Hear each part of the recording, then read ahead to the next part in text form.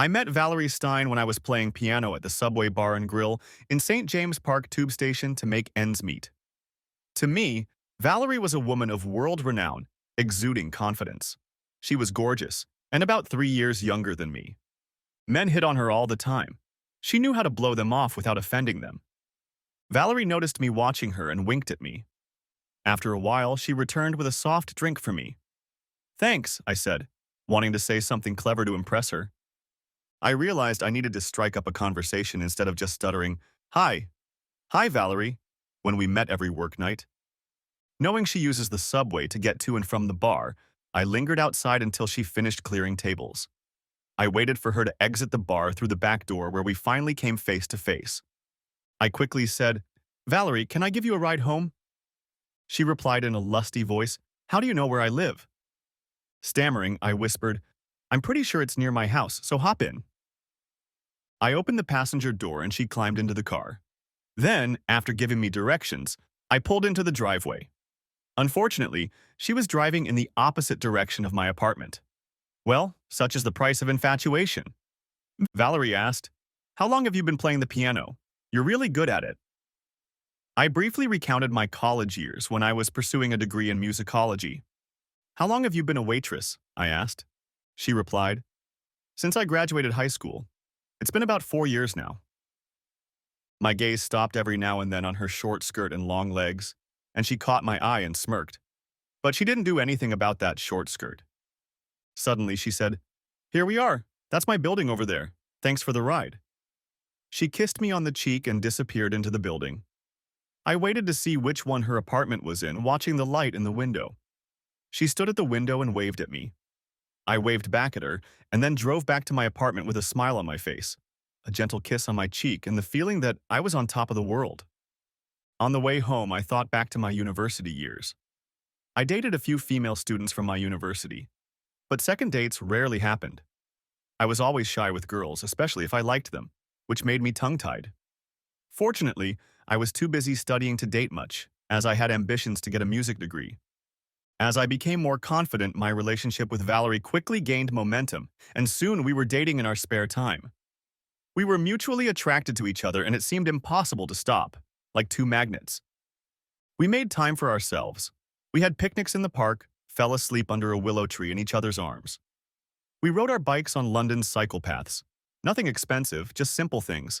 But while we were together, we found pleasure. Lying on a mat in Hyde Park one lazy Sunday afternoon, Valerie told me that she had dropped out of school at 16 and had spent the last 4 years moonlighting as a waitress in cafes and bars. Last year, she finally got a full-time waitressing job at the Subway Bar and Grill.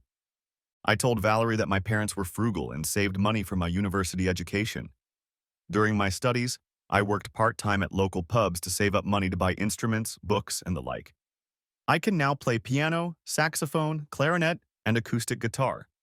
I wanted to accomplish more in life than just teaching music to school children. After getting a job as a pianist playing background music during client lunches, I sprang into action. Our romance blossomed, and within 6 months we were a couple. Valerie moved into my large apartment. To this day, I vividly remember our first night together. Valerie was intrigued by my artistic nature and enjoyed inviting me to serenade her. Recognizing my musical abilities, she suggested I compose during the day while she worked part-time at a local cafe, encouraging me to write more sheet music. But I noticed that Valerie also had a tough side. She had a sharp tongue, remembering past events and habitually bringing them up to embarrass people.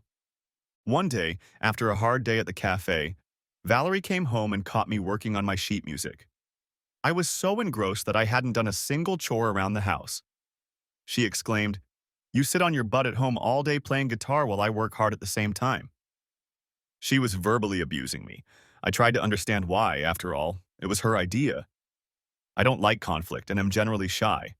And she can be a bully at times. And then one morning I heard her singing in the shower while she was making her morning coffee and realized she had a beautiful musical voice. Now it was my turn to teach Valerie, in this case, how to sing and hold a note. We worked on Valerie's singing for 3 months, practicing her voice. I also taught her the basics of note reading. Eventually, I talked my old retired high school music and choir teacher into helping Valerie hone her voice for a small monetary reward. While I continued to write the scores, Valerie helped with the lyrics. We ended up with 6 songs, but Valerie's favorite was the first song I wrote while I was still at university. Cuckoo's Crying is a mother's lament about the loss of a young child. We auditioned for the owner of a Subway grill bar. I played piano and Valerie sang. He offered us a 30-minute gig one night a week. Valerie still worked as a waitress and I continued to play dinner music, but every weeknight we could perform together on stage in front of an audience. Some customers danced on the small dance floor in front of the stage. On Friday and Saturday nights, there are pop bands playing here, and Valerie and I are not needed. I made recordings of our nightly performances, which I then edited. I took the finished recordings to various record companies in London, but I never made my way into the music world. However, that didn't stop us from playing small gigs at weddings, parties, dinners, and the like around London. Money was fine, and we decided to paint the apartment inside, enjoying this activity side by side. Together, we managed to put together a bookshelf from IKEA. I bought a new living room and a big screen TV. We spent weekends hiking in the Surrey Hills south of London, stopping for a night in a pub. Most of all, we loved visiting the Brighton coast, running along the beach, splashing in the waves, making love in the bay. Late one night, we were lying in bed and I asked about her family. She told me that she had left home 2 years before she turned 18. A year later, her mom and dad died in a car accident. Her dad was drunk. After that, Valerie's siblings were placed in foster care with various relatives, none of whom she has seen since. On Saturday night, I asked Valerie to marry me. We had a simple ceremony at the registry office, much to my mother's displeasure. But times were hard, and we loved each other. Our future looked promising. We were still playing in the evenings at the Subway bar and grill when I heard about a club that hosted dinners once a month for gentlemen and their wives. The regular pianist, a university acquaintance, was seriously ill, and he suggested I hire him. The pay was very good, and it so happened that we had Saturday nights free. However, the club manager wanted to arrange an audition, so I took Valerie along to make up a duet. The manager was impressed with our performance, which we had been honing for a year. He took us to work and explained the dress code required, so we had to get busy shopping for clothes. Next chapter. After 6 gigs at a gentleman's club, one evening when we were taking a break, we were approached by a man in a £5,000 suit. He claimed to be the CEO of EMI Music. He complimented Valerie on her singing and said he saw opportunities for her in the music industry. He gave her the name and number of EMI's music manager and suggested she call him on Monday to arrange a demo session. We rehearsed most of Sunday, playing a few songs I had written and a few more for backup. Valerie called at 10 in the morning and was put through to Don Thomas, the music manager. They talked for a while, and Valerie talked about her singing experience over the past 18 months. The date was set for 2 o'clock on Wednesday afternoon. He pronounced, "You were working as a waitress at a cocktail bar when I met you." They were surprised when Valerie showed up with me in her arms. We were escorted into the control room of the recording studio. I was seated on a stool in the corner and dismissed. I had used large recording consoles similar in size at the university and was familiar with their functions and capabilities. But I was left to my own judgment. After Valerie discussed a few songs, she was taken to a small booth with headphones and a microphone. Valerie made some demos and then asked to perform a piece of music she was familiar with. The song was called "The Cuckoo is Crying." Valerie explained that the music was written with her vocal range in mind. The song and her recording were duly impressed. Don offered to record it as a demo track. When they learned that I had written the music and lyrics, they invited me to record the piano and guitar tracks. The sound engineer, Bob, spent the next few hours working on the song, adding dub tracking and some of my harmonizations with Valerie. Finally, we were thanked and told that the song would go before a committee that would determine whether to release it to radio stations as a single. Don said he would be in touch. "Don't call us. We'll call you ourselves."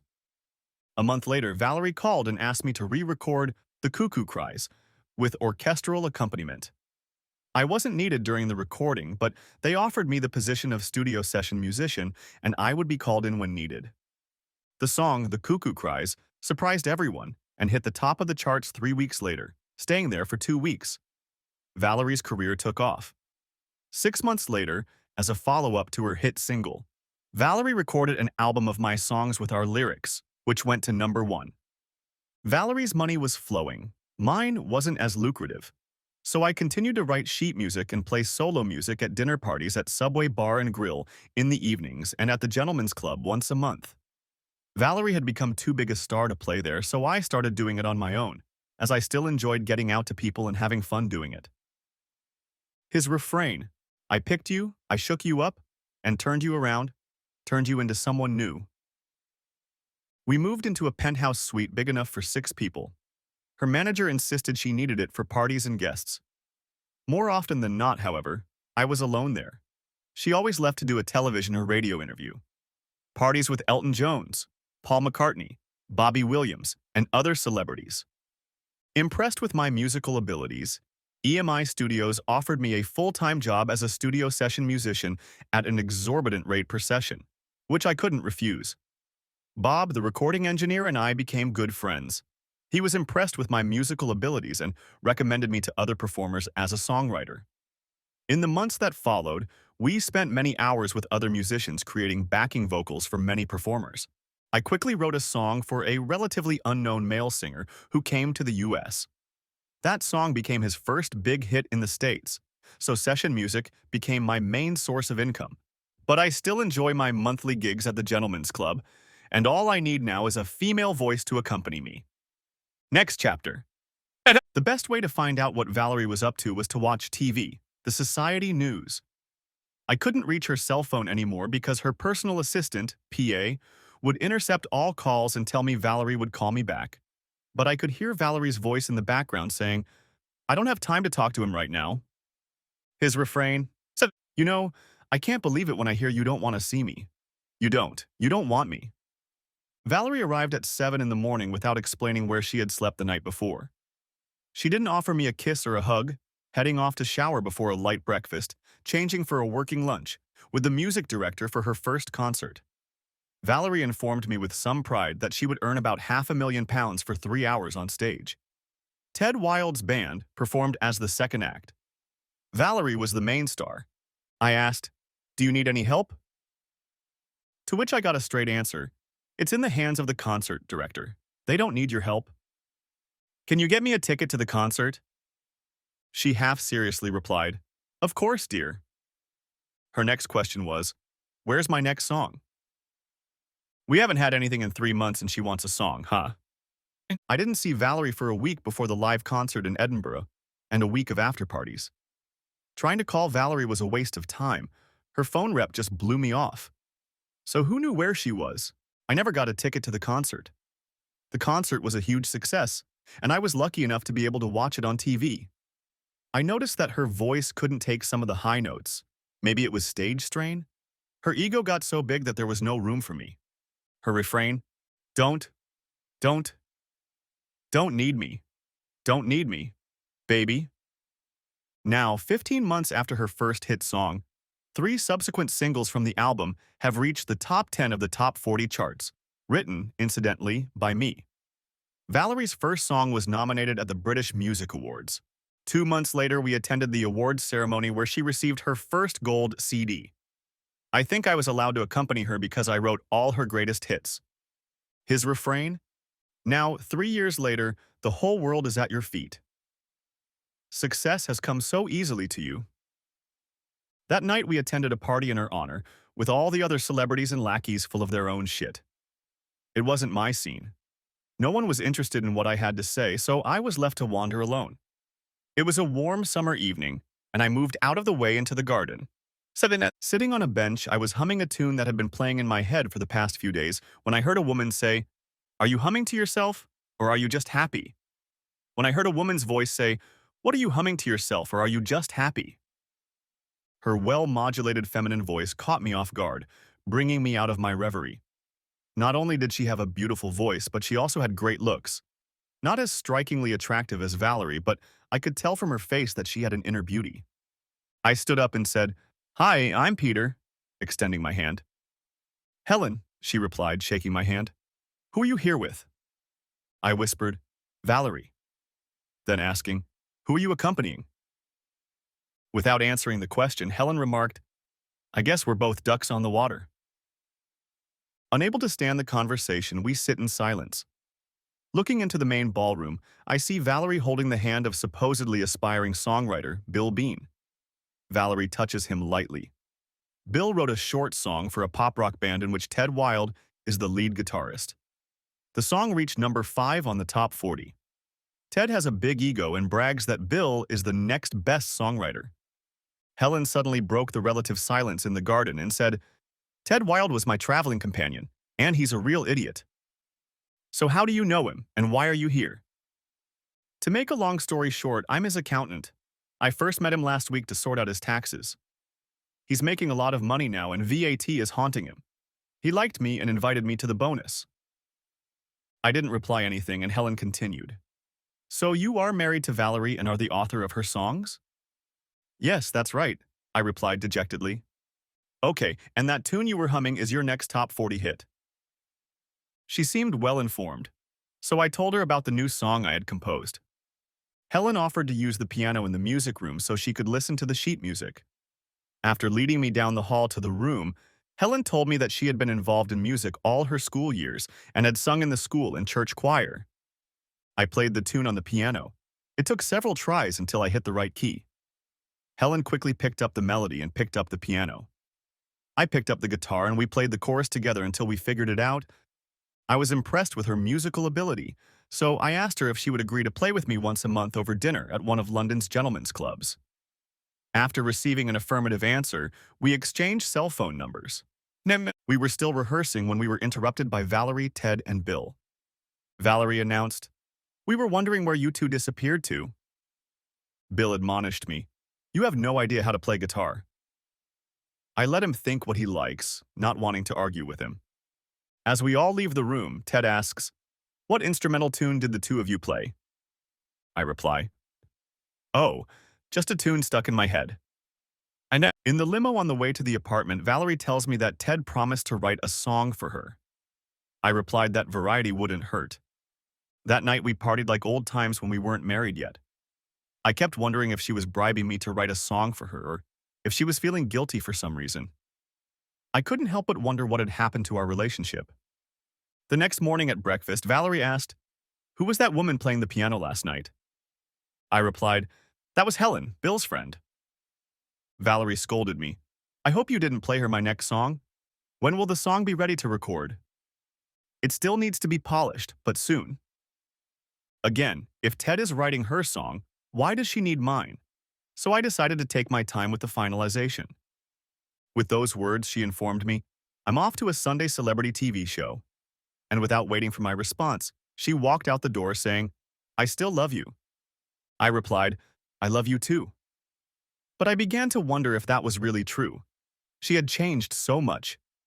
His refrain, "I've changed you, turned you into someone new. Don't, don't have me." I called Helen and asked if she could play music for the gentlemen's club dinner the following Saturday. I needed a pianist and singer for the following Saturday. She replied that yes, she would love to, and we agreed. I didn't see Valerie for the first half of the week. Then she arrived with her entourage on Wednesday afternoon. She explained that she would spend the rest of the week, including the weekend, at Ted's country home, finalizing his song for her. EMI studios were booked for Monday morning to make the recording. Helen had a resounding success at the Gentlemen's Club, her performance drawing a standing ovation. The club manager complimented me on finding a great singer. He hoped we wouldn't lose her to the pop music world. When I arrived at the EMI recording studio on Monday afternoon, Bob informed me that Valerie and Ted had left. Over the past 2 years, Bob and I had become good friends. We have spent many hours together in the studio and quite a few evenings in the pub. He told me that the song Ted had written was terrible. It had no rhyme or rhythm. The lyrics were awful. They stopped recording on their lunch hour. By then, Ted and Valerie were so high that Valerie couldn't hold a tune and Ted could only giggle. With a sad face, Bob continued, "Peter, we've become good friends, so I can't leave you in the dark any longer." He continued, "At one point, I went into the men's room and heard Valerie and Ted having fun in the women's room. She was yelling about how good he was. He asked, 'Am I bigger than him, bitch?' She replied, 'Much bigger and better in every way, lover.' My heart was breaking, and I didn't want to believe what Bob was telling me. but deep down I knew it was true. So I left EMI for our apartment, tears streaming down my cheeks. When I arrived at the place, I looked around. There was nothing of mine here. Everything was plastic and fake. I decided to clean up, packing only a few things to get by and leaving most of it behind, not wanting to warn Valerie of my possible intentions. If she was having a full-blown affair with Ted, there could be no second chances. So I checked into a cheap hotel on the other side of town. Call me a sucker, but I still loved her. Monday night, I called Valerie to give her a chance to fix our deteriorating relationship. She answered, "Hi, Peter." A giggle was heard in the background. "What can I do for you, Peter?" More giggling was heard in the background. I asked, "Valerie, are you coming home today?" She replies sharply, "Look, Peter, I want to live my life. I don't obey you, got it?" And hangs up. His refrain said, "You know I don't believe you when you say you don't need me." Valerie didn't seem to miss me even after we hadn't spoken or seen each other for 3 weeks. She finally called and said she was leaving for a week to California for the American Music Awards as a special guest and would be gone for 2 weeks. She said, "I used to work as a waitress at a cocktail bar." That's true. I considered enlisting the services of a private investigator, but eventually their fragrant public display of affection for each other made it clear what was going on, to the point that they had taken up residence in the same hotel room. I talked to my lawyer about the missing royalties, which seemed to have stopped at a time when Valerie's songs were at the height of their popularity. My lawyer found out that the funds were being transferred to her account. I asked him to look into it. I needed the money to pay for a hotel stay because I refused to go back to the apartment. I watched the American Music Awards on TV to see Ted accompanying Valerie. Press photos showed her entering an exclusive hotel on Sunset Boulevard holding hands with Ted. Valerie wrote, "I need a vacation and I'm heading to the beach." I replied to make sure our marriage was unbreakable. "Where? I'll be there so we can spend time together." But she never responded. A month later, the TV news reported that they were in Jamaica, sunbathing and sharing a hotel room again. There were also rumors that Valerie and Ted were having orgies at celebrity homes in Kingstown. I moved all my stuff out of the apartment and found a small apartment in North London. The television news reported that Valerie and Ted had returned to London's Heathrow Airport. Valerie's luggage contained various illegal substances, while Ted's luggage, unsurprisingly, did not. When she objected, saying it wasn't her stuff, she made a scene and was stripped. The next day, it became front-page news in all the newspapers. Top 40 singer Valerie Stein was charged with possession of a controlled substance and fined a hefty sum. Her manager bailed her out. When she finally returned to her apartment and found that I had moved out, she called me. "Where are you? Why did you move out?" I simply replied, "I want a divorce." She laughed into the phone, saying it was just sex. I disagreed and hung up. The divorce was hard. Valerie, through her attorney, tried to reduce the amount she owed me. However, she couldn't afford to stall, putting her career on pause. If her name was out of the public eye for too long, people would begin to forget. She agreed, and I received the royalties due me and 50% of the marriage. Valerie and Ted started living together in the same apartment. She told everyone that Ted's next song would take her career back to the top. However, when the single was released, the best it achieved was a 20th place in the top 40. The song had no rhythm and Valerie's voice had the wrong range. It was a failure for her. The refrain, "It's too late to look," when you think you've changed your mind. Valerie called me begging me to do this song for old time's sake. To reassure her, I said, "I'll see what I can come up with." But I did nothing. She ruined our union. Next chapter. I continued to live my new single life waiting for the divorce to be finalized. I was still doing studio session music and writing new songs for other artists. As long as I stayed busy, everything was fine. The only thing I was looking forward to these days was performing with Helen. Speaking of Helen, we still enjoyed our monthly performances at the Gentlemen's Club. It became so popular that Helen suggested to the club management that we have themed evenings in the style of the Roaring Twenties, and this suggestion was a great success. Other themes soon followed, with music from the wartime 40s to the swinging 60s. With Helen in mind, I began writing songs for her voice range that she could perform in the club. Valerie's career went down the drain. Ted's next song was even worse and only placed 35th in the top 40. Both his and her careers peaked and went downhill. One Saturday night at the Gentlemen's Club after a musical dinner, a stylishly dressed older woman approached Helen and praised her singing. She said, "Helen, that last song suits your voice and type of music." Helen called her Aunt Kate and introduced me. She informed her aunt, "Peter wrote this last song especially for me. Helen, you must come to visit next weekend. I insist that you bring your young man with you as well," Aunt Kate ordered. Eventually, the elderly gentleman waved Aunt Kate off and pointed to his watch, hinting that it was time to leave. Over the weekend, with Aunt Kate's help, I persuaded Helen to record a demo song at my next studio music session the following Wednesday, much to Aunt Kate's delight. On Wednesday, Helen arrived at 6 o'clock in the evening, after the music session was over. Bob took Helen to the studio booth to make a demo tape. Helen and I recorded background music, she on piano and I on guitar.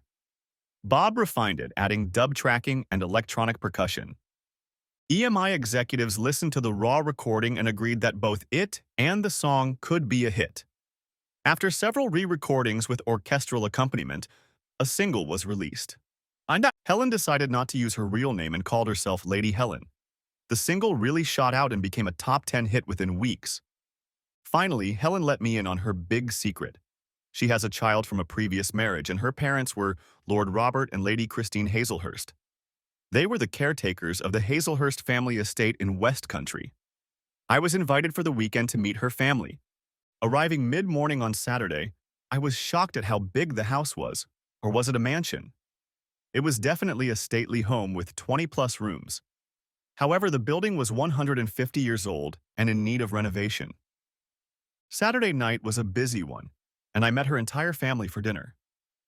Finally, I was introduced to Stephanie, who was 5 years old.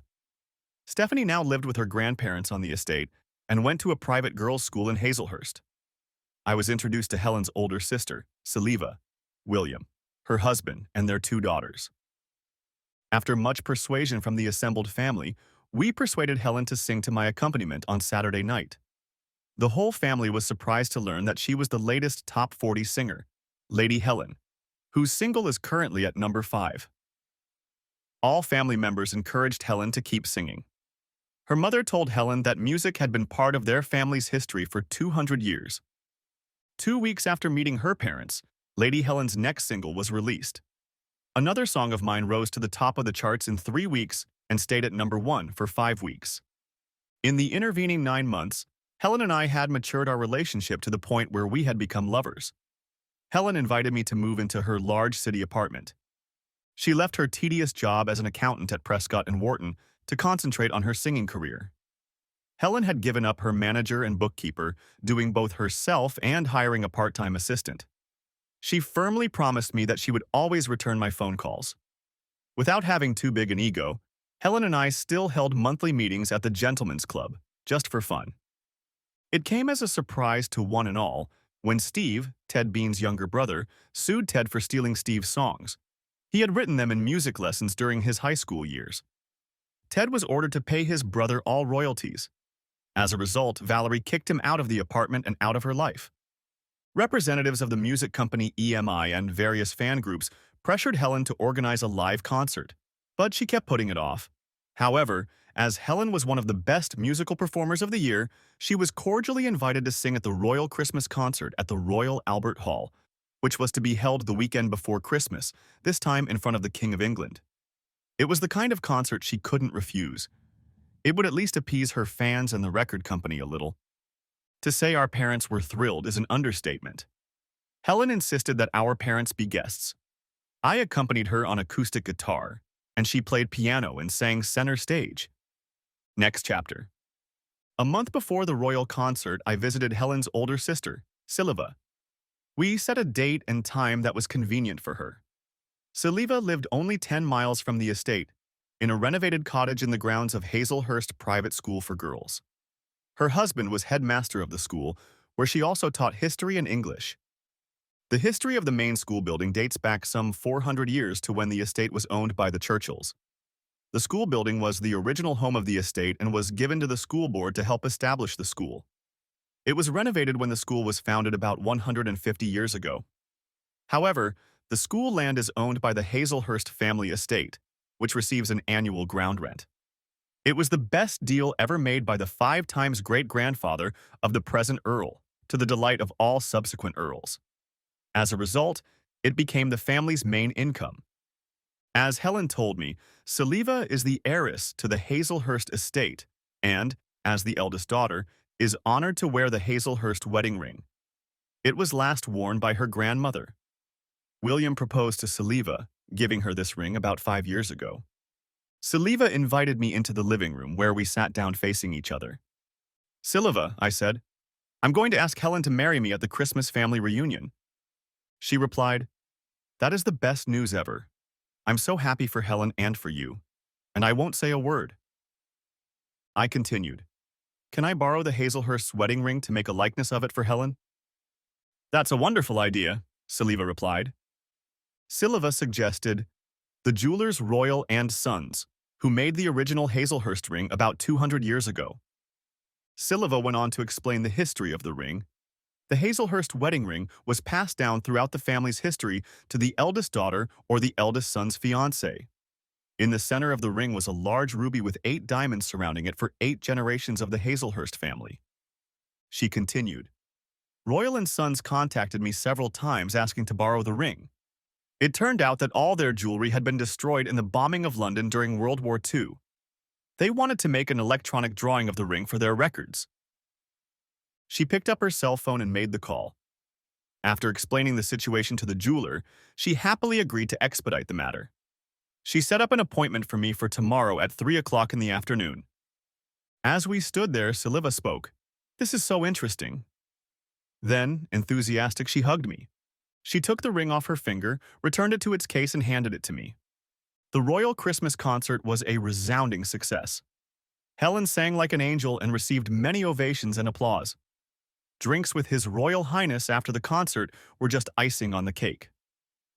2 days before Christmas, I picked up Helen's engagement ring from a Royal and Sons store called Hollingsworth Ring. The ring cost only £30,000. It was money well spent. It only took a few days at Royal and Sons to get the ring from Hazelhurst electronically replicated, after which it was returned to Sylvia. As a thank you, they rejuvenated the ring, making it look like the day it was created some 200 years ago. It was a surprise to me that my retired parents were invited to celebrate at Hazelhurst Manor. We arrived just before Christmas at lunchtime to stay for 3 days. Out of courtesy, I privately approached Lord Hazelhurst and her ladyship on the afternoon of Christmas Eve. I asked their permission to marry their daughter. I received consent from both of them. Lady Hazelhurst congratulated me by embracing me, and the Earl shook hands with me, saying, "A splendid young man." I showed them the ring made by Royal and Sons for Helen. Although it was similar to the Hazelhurst ring, it was different enough in itself to be original. On Christmas evening after dinner, the entire Hazelhurst and Hollingsworth family sat in the large living room drinking hot toddy. I got down on one knee in front of Helen and asked for her hand. "Yes," she replied cheerfully. I proudly slipped the wedding ring onto her finger. She then put her arms around me and kissed me lovingly on the lips. I was hugged by Stephanie. While Helen admired the ring, I told the assembled family how the Hollingsworth engagement ring was created, including with Saliva's invaluable help. I explained that the center of the ring was Helen's birthstone, an emerald with 10 diamonds around it, as Helen is the 10th generation of the Hazelhurst family. I hoped the ring would be passed down in both families for years to come. When the applause died down, all the ladies wanted to look at the engagement ring to agree on the venue, date, and outfits for the wedding. Meanwhile, the men went to the billiard room to drink brandy and smoke a cigar. Next chapter. Since Helen had already had a big white wedding, she decided to have an intimate family wedding in the chapel of Hazelhurst Private School for Girls in early summer, 6 months from now. Helen invited several of her closest school friends and their spouses. Among them were her former boss and mentor from Prescott and Wharton, Tom and his wife Mary. Stephanie was Helen's florist, and a longtime high school friend, Bethany, was Helen's matron of honor. Bob, of course, was my best man. The small reception was held in the ballroom at Hazelhurst School and was catered by the school kitchen. I played the piano and Helen sang some of her favorite hits. We received rave reviews from our family and friends, We honeymooned on the small island of Bermuda for 2 weeks. I insisted that Stephanie come with us on our honeymoon. After all, we were now a family. Besides, the two-bedroom suite allowed Helen and me some privacy. Our flight from Heathrow arrived at Bermuda's L.F. Wade International Airport around 10 o'clock in the evening. The trip to the resort took another hour. By then, we were all so tired that we just went to our bedrooms to sleep. I opened my eyes to a light tropical breeze and warm sunlight streaming in through the balcony doorway. "Looks like a beautiful morning," she said. "Impressive," I replied. The tea was just what I needed to replenish the energy I'd lost lately.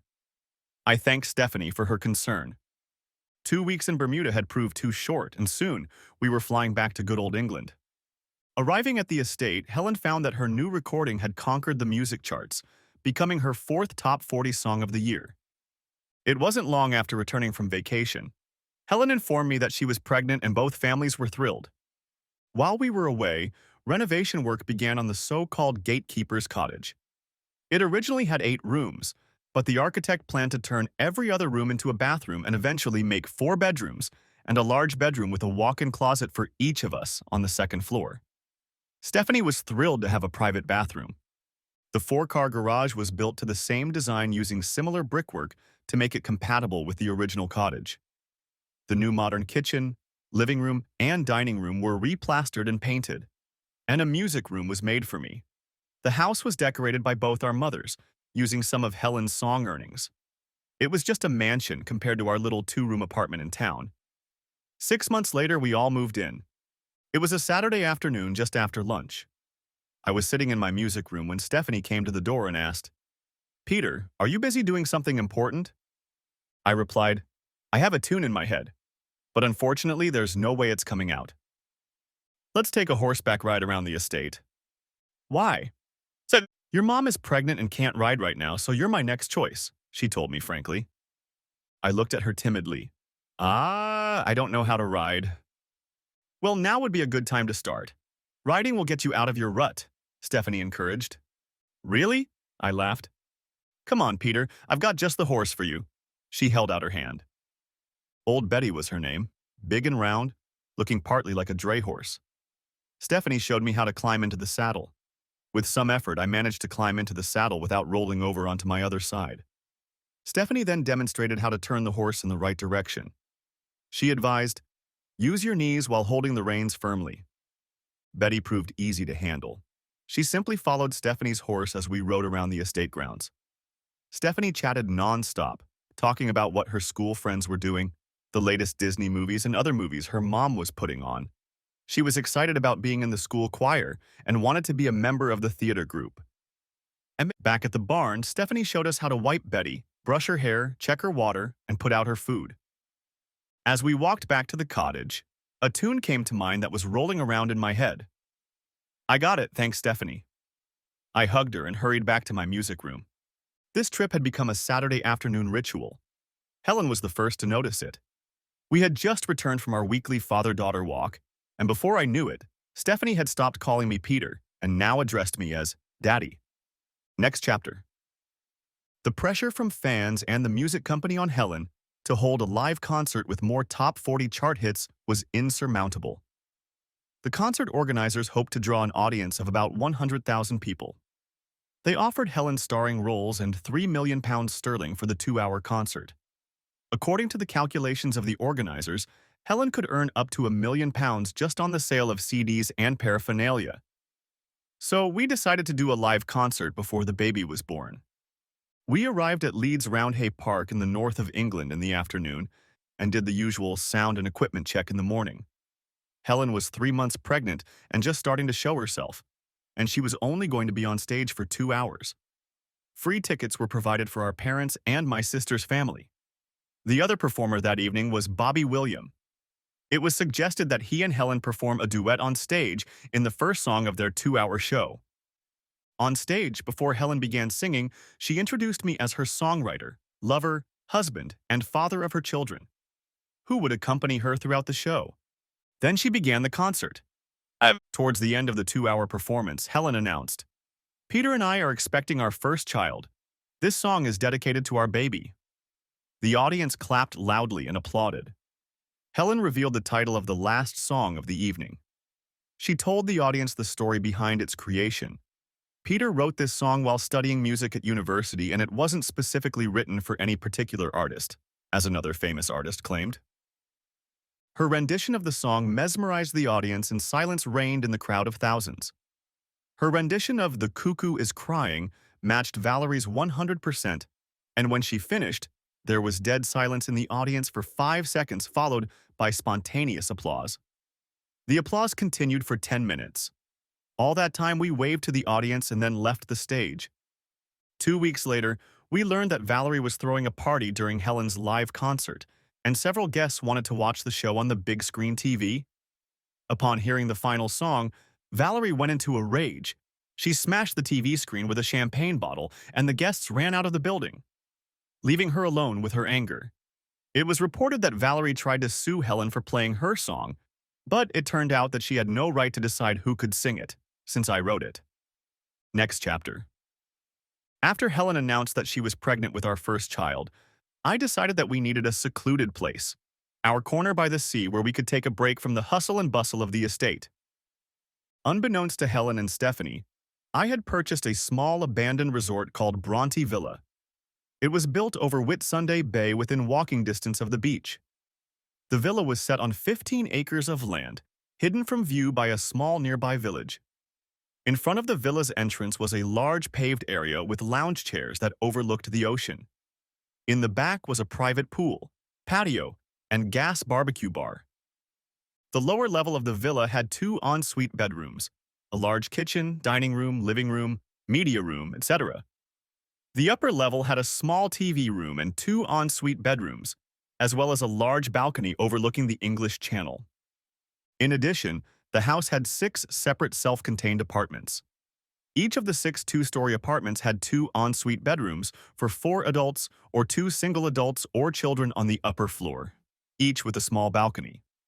On the first floor were a small kitchen, living room, and toilet laundry room.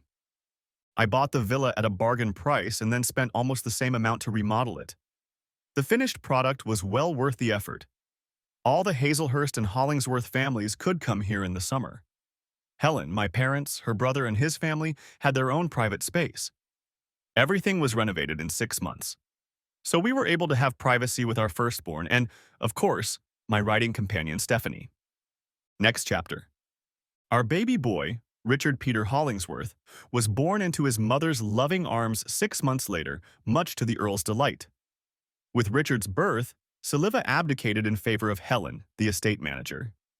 Siliva quietly admitted that she and William had never wanted to be masters of the estate, and Helen was far more qualified for the job. So now we have a son. It seems to be a fait accompli. Richard would have to change his name to Hazelhurst to inherit the family estate at the age of 21 if he wanted to carry the title of Earl of Hazelhurst. We spent a week at Hazelhurst Manor to introduce Richard to the Hazelhurst and Hollingsworth relatives, and on Sunday, his christening took place in the chapel of Hazelhurst School. The following weekend, I informed Helen and Stephanie that I had rented an oceanfront villa for the week. After loading the luggage into the trunk and Richard into his baby capsule, we set off on our week-long vacation. Helen was absolutely thrilled with the view from the front of the villa. Stephanie began to look for a room for herself. Richard will sleep on a cot in our bedroom. Helen immediately went out onto the balcony of the master bedroom to admire the magnificent view of the channel and take in the sea air. Finding her room, Stephanie went in search of it. After a while, she returned and asked, "Can she swim in the heated pool?" We all put on our bathing suits and jumped in the pool, including Richard. Later that first night, I fired up the barbecue and we cooked lamb chops and salad. I had a cold beer, no wine for Helen. The week went by quickly. We explored the seaside and rocky shore. We spent our days sitting on the sandy beach below the villa, and Richard sat in the seawater. On our last evening, as the last rays of the sun reflected off the few clouds, we sat in deck chairs in the front yard of the villa and looked out to sea. Breaking the silence, I said, "I could do this every weekend." We heard agreeing nods in response. I continued, "How about we buy a palace and we can come here anytime we want?" Helen asked, "Is it for sale?" "No, it's already sold. I bought it about 9 months ago and renovated it. What do you think?" Stephanie was the first to answer, "Do we own this?" "Yes." Stephanie jumped up, ran over and hugged me, saying, "What a smart daddy." Helen, who was feeding Richard, said with a slight smirk on her face, "And here I was wondering what happened to that 6 million pounds. I've been meaning to ask you that for ages." And then the thought occurred to me, maybe I would get lucky today? Every 5 years, Helen gets together with her closest girlfriends for the Hazelhurst reunion. This year, it was held at the Subway Bar and Grill, and it was attended by about 6 of Helen's high school buddies and partners, including me. Unbeknownst to us, Valerie was the new owner of the bar. I noticed that she kept to the side of our table. After dinner, before coffee, Valerie purposely embarrassed Helen. She went on stage at the club, took the microphone and announced, "Who wants to hear Lady Helen's last song?" How could Helen refuse after so much applause? Helen whispered to me as we walked to the stage, and I nodded. I accompanied her on the piano as she sang The Cuckoo's Lament, Valerie's biggest hit. As soon as Valerie heard the first bars of the song, she ran into the kitchen and started banging pots and pans to distract us, but to no avail. Helen's performance drew a standing ovation from the audience. Valerie came out of the kitchen after the song ended and clapped politely as we walked back to our table. I noticed that we didn't get any discount on our meal for the recital. A month later, our family of 4 decided to take a weekend trip to the villa. For the past 2 weeks, they had both been pissing me off. Even though it was winter, it was a great idea to get away. Helen could hardly cook except to boil water or boil eggs. Breakfast was free, lunch was optional, and dinner was cooked by me using the barbecue. So it was not a good vacation for me. When the milk was finished, I went for a short walk into the village. On the way, passing a fisherman's cottage, I noticed a sign in the window. Housework required. Cleaning, laundry, ironing, cooking, etc. Please contact. And now, while paying for the milk, I asked the clerk about the work wanted sign in the window. She explained that Judith's husband, an auto mechanic, had died when the jack snapped and crushed him. Unfortunately, it was proven that he was negligent, so his widow did not receive any insurance payout. As a result, she is finding it difficult to live, and her son's wife seems to hate her, so she has nowhere to go. I knocked on the cottage door. A well-dressed woman, who I estimated to be in her early 40s, answered. She could have been my older sister by her age. I held out my hand and said, "Peter Hollingsworth, my wife and I have just moved into the villa on the hill." Then taking my hand, she said, "Mrs. Judith Brown, it is a pleasure to meet you." I expressed interest in her job ad. Judith invited me into her well-kept living room. To make a long story short, I invited her to come to our villa at 11 in the morning to interview for the housekeeper position listed in the ad. Helen met Mrs. Brown at the door and ushered her into the dining room, where I was finishing my morning coffee and fiddling with music sheets. I greeted her and invited her to sit down, getting right to the point. Helen doesn't cook, but I cook almost everything when we're here. We come here to relax, and cooking is not my idea of relaxation. So we are looking for a housekeeper who will do all the things you described in your ad. But we would both prefer you to live with us. Is that okay with you? The more I told about the housekeeper's job, the more passive Mrs. Brown's face became, and finally she smiled broadly. At last she could not contain her delight and asked, "When shall I begin?" At that moment, Stephanie ran into the room saying, "Excuse me, I'm hungry." I introduced her to Mrs. Brown and she immediately asked, "How are you, Mrs. Brown?" Judith replied, "I'll start right away, Stephanie. Show me where the kitchen is." Helen and I could hardly contain our joy at finding the local housekeeper that Stephanie had so willingly accepted.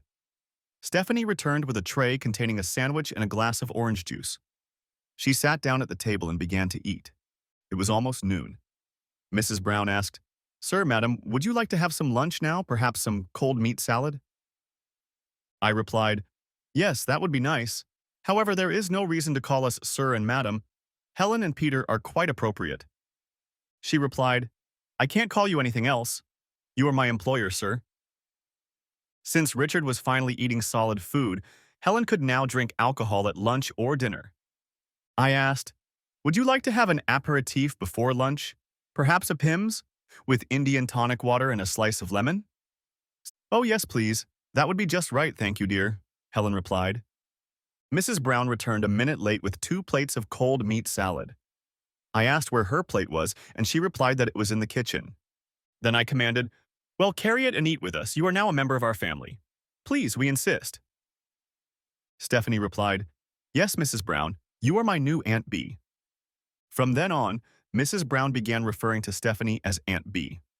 After lunch and further negotiations, we set Aunt B's salary, and I gave her a credit card for household expenses. The following week, she moved into one of the apartments as the cottage lease was coming to an end. Next chapter. About 18 months passed, and we publicly announced in a small press release to fans of Helen's music. It is with great pleasure that Lady Helen announces that she is pregnant with her third child. Helen and I were having coffee in a small restaurant in East London when singer Bobby Williams came over to our table to congratulate Helen on her pregnancy. I asked Bobby to join us and moved on to discuss his recent impromptu performance at the Subway Bar and Grill, which Valerie had encouraged him to do. He said, "I couldn't get out of it without looking like complete shit. So I sang, but I'm never going to that bar again, and I warned all my friends." Helen replied, "Bobby, do you realize you were performing in public and therefore entitled to payment for the performance?" A stunned Bobby replied, "I never thought of that." I suggested that he think about the fact that all the other artists who had been intimidated into performing at her bar could form a class action lawsuit and make claims against Valerie for unpaid performance fees. "But," I said to Bobby, "we don't want to do that because my close association with Valerie would only create the publicity we need. And in the case of you and the other artists, that wouldn't be a problem. But in the end, it's your choice." Before leaving our table, he told us about the news he'd heard in the London press. It turns out that Ted Bean, a little-known songwriter, had been crippled after being caught in bed with a gambling boss's mistress. We muttered our displeasure. Every free weekend during Helen's pregnancy, we went to the villa where she could relax, disconnected from business affairs. She now did all the bookkeeping for Hazelhurst Girls' private school, the estate, and looked after our investments. Aunt B proved to be a godsend, making our vacation even more relaxing. Dad and Mom had already been vacationing there for the past week. Stephanie overheard me talking to a representative of the local IT company about connecting internet to each apartment as we made our way around the grounds. I insisted that each building have a hard 100 megabit connection to allow for multimedia entertainment services and full wireless coverage for cell phones, tablets, and laptops. 9-year-old Stephanie tried her best to discreetly observe us. Then, cutting into the conversation, she said, "Excuse me. All my friends use Apple TV to watch movies, and we need to subscribe to Netflix and Disney Channel?" I looked at the rep and said, "Out of the mouths of babes." A few days later, my dad approached me with a proposal. The gist of it was that he and my mom were sick of living in a noisy London suburb and wanted to move to the coast. He suggested, "Your mom and I would like to move here. How about we buy one of the apartments?" We all sat down at the dinner table discussing its merits. Helen suggested, "Either buy the apartment or rent it." Helen then remarked, "We don't want to make money off of you moving here, but we also don't want legal entanglements with different people owning apartment buildings." Then I suggested, "How about Dad pays a nominal rent every 3 months just like a house?" We all agreed, and Helen wrote a simple contract to that effect and had Aunt B certify it. After a while, they put their house up for sale. Next chapter. Some more time passed and Helen read a short article in the Times. Valerie Stein was being sued for an undetermined amount by a group of entertainers who claimed they had been intimidated into giving a public performance at her bar and grill. With the Earl's permission, Helen and I converted an unused barn into a state-of-the-art recording studio called Hazelhurst Studios. We hired Bob, EMI's top sound engineer, with a huge pay raise and a company car. Bob insisted that we install a Soundcraft analog 48-channel soundboard and use Pro Tools digital software for final mixing in digital storage. The entire studio system had to be on a private network and not connected to the internet for security reasons. A separate Wi-Fi system for other devices, allowing only internet access. We came to the villa for the weekend. By then, my dad and Mom had been living there since Christmas. Their house hadn't been sold yet. Mom and Judith, Aunt B, got along like mother and daughter. They cooked together, went shopping together, walked the cliff paths and played cards, just to name a few of their hobbies. Dad, on the other hand, seemed to miss his workshop. He took me aside and made a suggestion. Son, he said, can I close the open shed and build a small workshop attached to the back garage so I can do woodworking? Dad, I replied, draw a plan, and I'll have an architect draw up a detailed plan for the builder to work from, and the local council will approve it. I continued, don't skimp on the layout and then complain that you wish it was bigger. Satisfied with my suggestion, he replied, I'll take care of all the construction costs. Not wanting to argue with him, I agreed. One sunny morning, I sat on the porch of the villa overlooking the ocean. While perusing the entertainment section of the Times, I came across an interesting article. After months of litigation, the case between Subway Bar and Grill over its failure to pay royalties to unnamed songwriters has been settled out of court. The news also states that Valerie Stein has sold the once popular Subway Bar and Grill and disappeared. It is reported that Miss Stein may have relocated to California, USA. Incredibly, in the same issue of the newspaper, in the Death Notices section, once popular lead guitarist Bill Wild has died. His funeral. Back at the estate, we had a small party to celebrate Hazelhurst Studios' first birthday.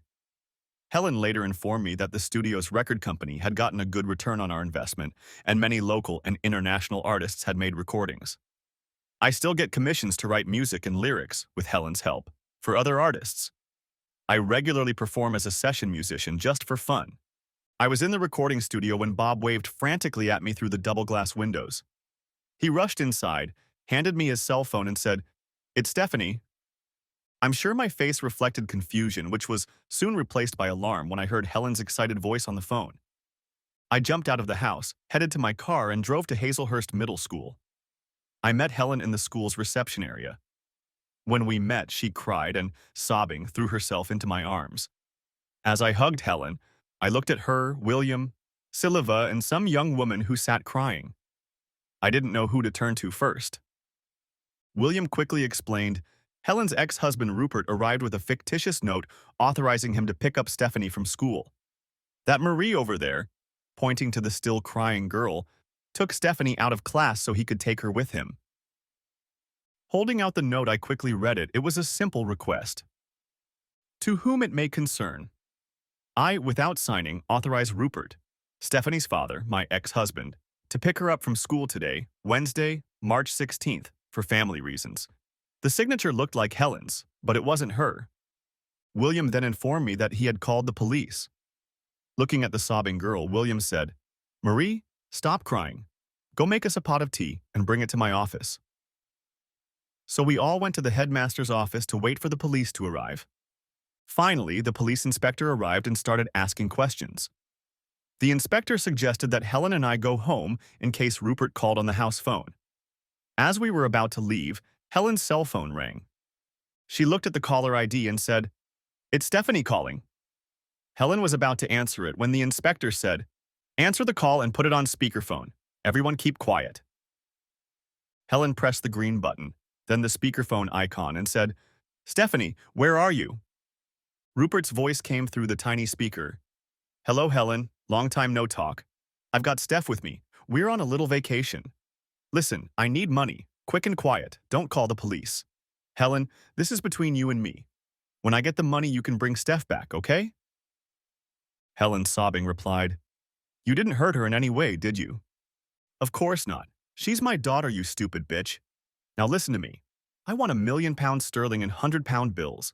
I know you can afford it with your singing career, so don't argue. I'll call you at 9 o'clock tonight and give you all the details. Rupert hangs up the phone. The inspector announces, There's nothing more we can do. Go home. The police will arrive on his call tonight at 9 o'clock. Then, taking us aside, he quietly asks if we can get that kind of money if we need it. We confirm that we can, but it may take some time. We have just arrived home when her cell phone rings. Stephanie's number again. Helen's answers. Rupert, what do you need? He replies, I guess the school would call the police. According to the divorce decree, you owe me my share of the apartment. I've calculated that it's about $1 million, okay? Why aren't you still in jail? Got out early for good behavior, Helen muttered. I want my daughter back, you bastard, Helen stated in a harsh voice. Listen, bitch, I have gambling debts, and if I don't pay them off, I'll be a dead man. You must have a lot of money, and you owe me, came the reply. Helen suggested instead of cash, I'll pay the money directly to the gambling syndicate. No, I need cash, now. All right, Rupert, you've got the upper hand. I'm going to go. Can I talk to Stephanie? Stephanie replies in a firm voice, Hi, Mom and Dad, I'm fine. We just ate at McDonald's, and my ex-dad is taking us somewhere for the night, so it's okay. Please give him his money back so I can go home. Helen replies, Yes, dear, stay warm and safe, we love you. Rupert interrupts, Okay, are you ready for instructions? Yes, Helen replied. Rupert continued, £1,000,000 will weigh about 20 pounds. At best, it will all fit in a backpack. I'll call and let you know the delivery location around 3 o'clock tomorrow afternoon. That should be enough time to get the money.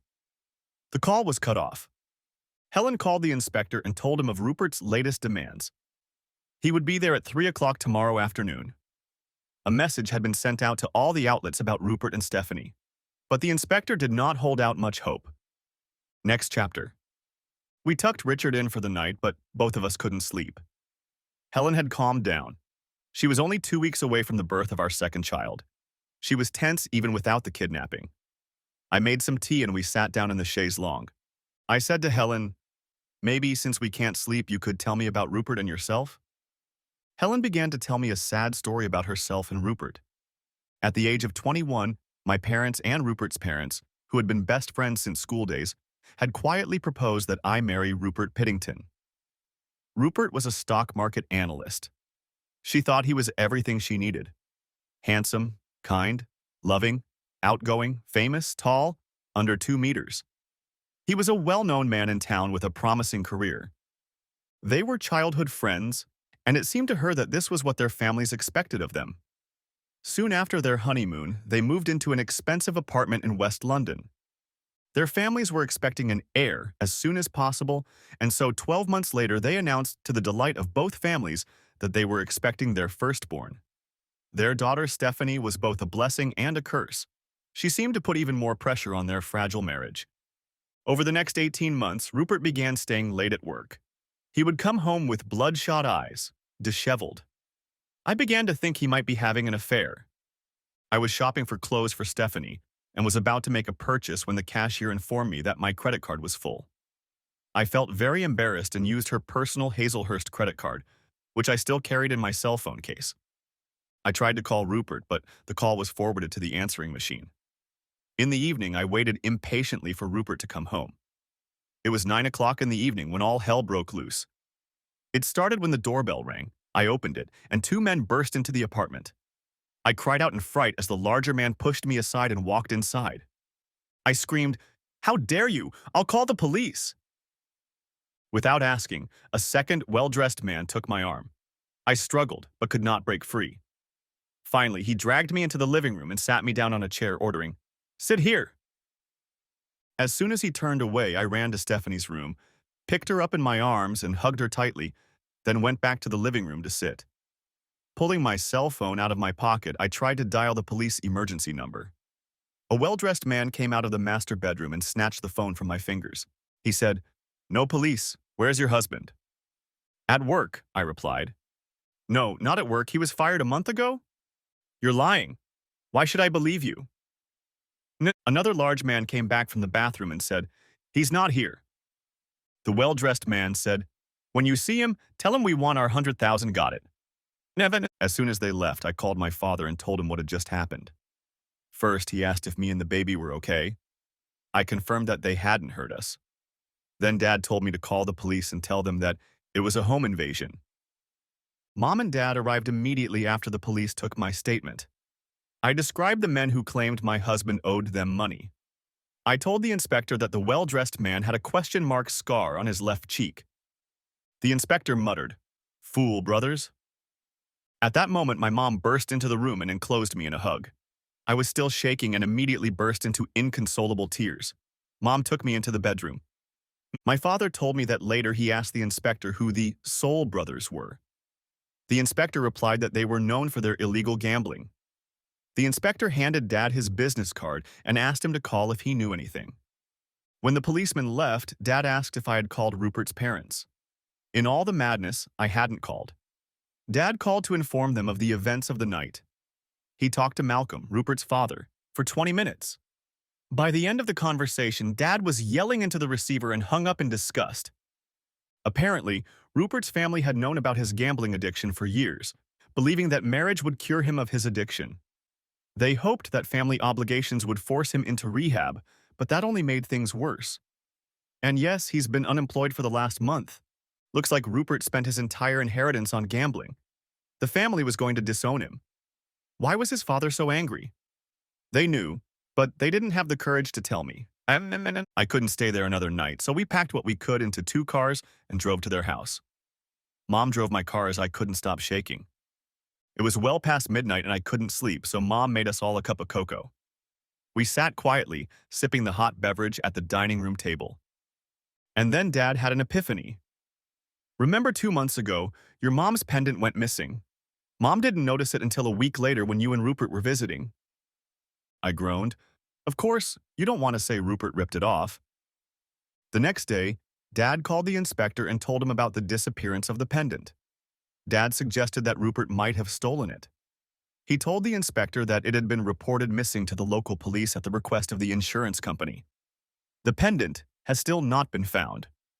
Rupert was not a particularly clever crook. He was caught by the police 2 days later as he was leaving our apartment.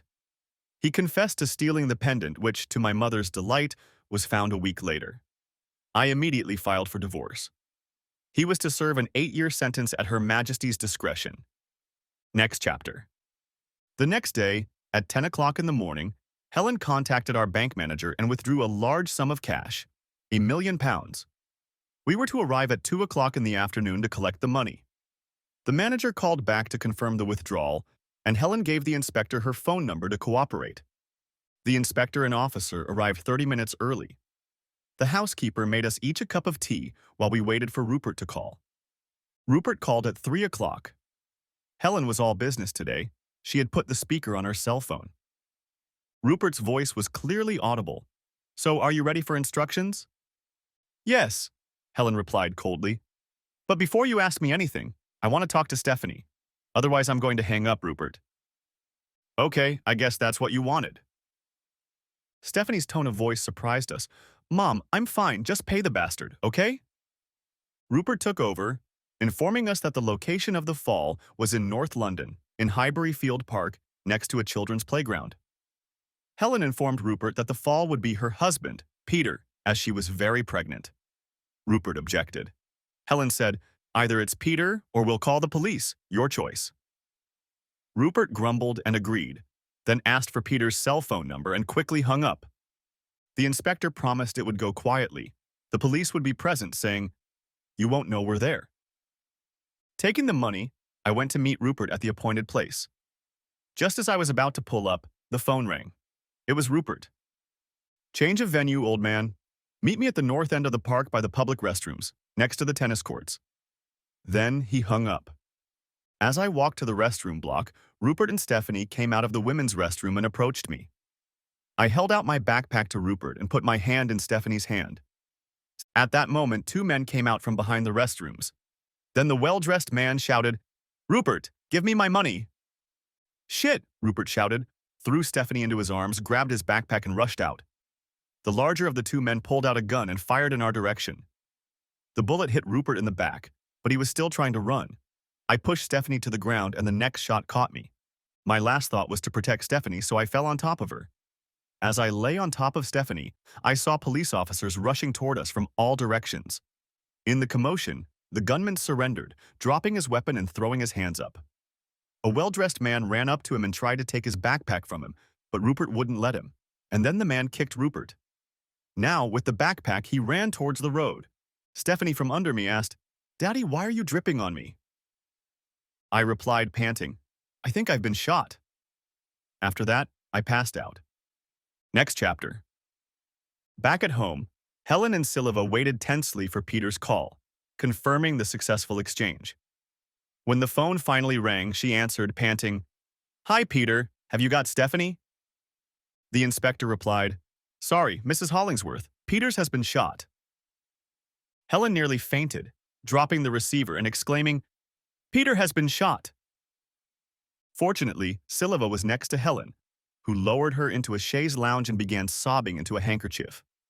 Silva picked up the phone and asked in her best schoolteacher voice, "Who am I talking to?" After hearing the inspector's reply, she chides him for his abruptness, reminding him that Helen is very pregnant.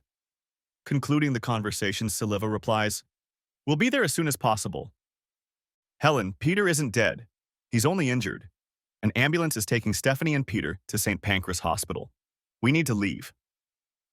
Stephanie and Peter were taken by ambulance to the emergency room of the hospital. The doctors immediately sent Peter into surgery. After making sure Stephanie was unhurt, a nurse helps her clean Peter's blood from her face and hair. Silva drops Helen off at the hospital entrance while she parks her car. Helen finds Stephanie in the emergency room. They both head to the waiting area for the surgery. They hug each other and cry until Silva walks in to see them. Helen's parents arrive and help comfort them. After an hour, Peter's parents show up. Finally, a police inspector appears to inform the gathering. Rupert was shot and died at the scene. We have apprehended the shooter and his boss. Both have been arrested. There are more charges to be laid. But murder and attempted murder top the list. Looks like a gambling syndicate unknown to Peter staked out the house and followed his car to the exchange point. While mourning Rupert's death, he nevertheless brings it upon himself.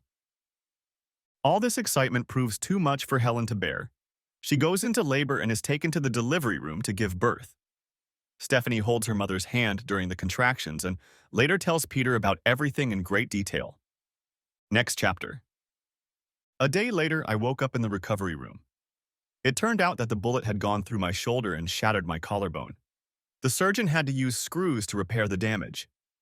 In a few days, I would be able to leave my long-awaited home. Stephanie informed me that overnight Mom had delivered a healthy baby girl. And Helen was brought on a gurney to my room and handed our daughter to Stephanie so I could admire her. The three of us said the girls' names and settled on Claire Helen Hollingsworth. As soon as I was discharged, Helen drove us to the villa where I was being rehabilitated. Aunt B fussed around us, becoming a surrogate mother for Claire if necessary. Richard, now 2 years old, ran away from us far too often. Thankfully, Mom and Dad keep a close eye on him. While there, I started writing music again. Helen and Stephanie helped me write the lyrics to a new song. For Lady Helen called "Don't You Want Me? Don't You Love Me More?" Next chapter. Helen's new song. Her first recording at Hazelhurst Studios, released to the public, was a hit for Lady Helen, topping the charts for 3 weeks and staying on top for another 5. It led to numerous radio interviews and television appearances. It also led to an album release. I had 5 more songs to write. Dad and Mom sold their house over a year ago and are now settling into their apartment. Dad has equipped his new workshop with all the tools from home. He spends many happy hours playing with his new wood lathe, making all sorts of items, from a wooden toy car to a train set for Richard. He also does minor repairs and alterations around the villa. Both Mom and Dad are thrilled with the move, which has pleased Helen and me as well. A side benefit was that Aunt B was no longer left alone between our visits. All of this happened 5 years ago. I am now 41, and our 2 youngest children attend Hazelhurst Private School. For financial reasons, the school had to be made co-ed, so there was little choice of school. The children travel to school every day on horseback across the estate fields. As for Helen and I, we moved into the main house on the estate after much-needed renovations. The Earl and Lady Hazelhurst now live in the gatekeeper's cottage. Helen has retired from public singing, except when we sing a duet in the shower. The end. Thanks for watching. I hope you enjoyed it. Subscribe to my channel and stay tuned for the next videos.